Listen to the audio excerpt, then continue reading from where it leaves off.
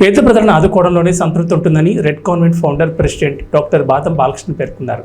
కాకినాడ దేవాలయం వీధిలోని red convent students 1978 charitable trust ఆధ్వర్యంలో 15 మంది పేద విద్యార్థులకు ఒక నెల రోజుల సరిపడా 1800 రూపాయల విలువైన రేషన్ కిట్లను అందజేశారు. ఈ సందర్భంగా ఆయన మాట్లాడారు. ఈ ట్రస్ట్ ద్వారా అనేక సేవా కార్యక్రమాలు చేపట్టామని తెలిపారు.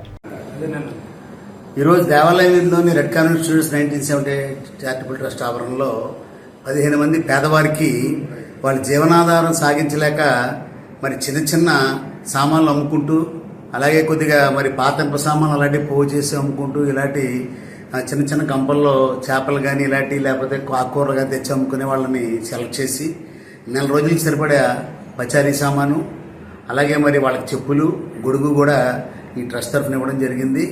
మా ట్రస్ట్ చైర్మన్ పచ్చి కమల్ బాబు గారి ఆదేశాల మేరకు, అలాగే ప్రెసిడెంట్ అయిన శంకుత్ పాపారావు గారు, సెక్రటరీ జగన్నాథరావు గారు, ట్రెజరర్ కళ్యాణి గారు, వీరందరినీ సెలెక్ట్ చేసి ఇది ఇవ్వడం జరిగింది. ఈ ప్రోగ్రామ్ని అమెరికాలో నివసిస్తున్న మా యొక్క స్నేహితుడు రెడ్ కాన్వెంట్ పూర్వ విద్యార్థి దొమ్మేటి శివరాం గారు స్పాన్సర్ చేశారు. 25,000 రూపాయల ప్రాజెక్ట్ ఇది. ప్రాజెక్టు చిన్నదా పెద్ద పక్కన పెడితే 15 ఫ్యామిలీస్ ఒక నెల రోజులు మరి ఖచ్చితంగా కొద్ది పౌష్టికాహారం తింటాయని చెప్పి, ఈ వేసవకాలంలో బయటికి వీళ్ళందరూ కూడా వెళ్ళలేక ఇళ్ల దగ్గర ఉండిపోతున్నారు.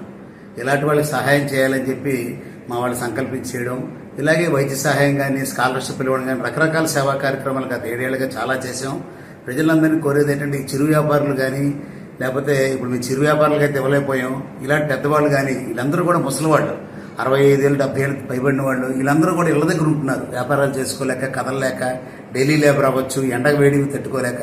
అలాంటి వాళ్ళకి వీలైతే మీ చుట్టుపక్కల ఉంటే ఐడెంటిఫై చేసి ఎంతో కొంత ఒక 200 రూపాయల వస్తువులు, 300 రూపాయల వస్తువులు, మేమైతే 1600 రూపాయల వస్తువులు ఇవ్వడం జరిగింది ప్రతి వాళ్ళకి. మీరందరూ కూడా అలా చిన్న చిన్న సాయాలు చేస్తూ వాళ్ళ అవసరాలు తీర్చాలని. ఈ జూన్ 15 దాకా ఎండలు ఎక్కువ ఉంటాయి కాబట్టి అప్పటిదాకా గట్టెక్కితే ఖచ్చితంగా వాళ్ళు మరి ఎక్కువ కాలం జీవిస్తారని తెలియజేస్తూ, దీనికి సహకరించిన దొమ్మెటి శివరాం గారికి ప్రత్యేకంగా వీళ్ళందరికీ కూడా కృతజ్ఞతలు తెలియజేసుకుంటూ సెలవు తీసుకుంటాం.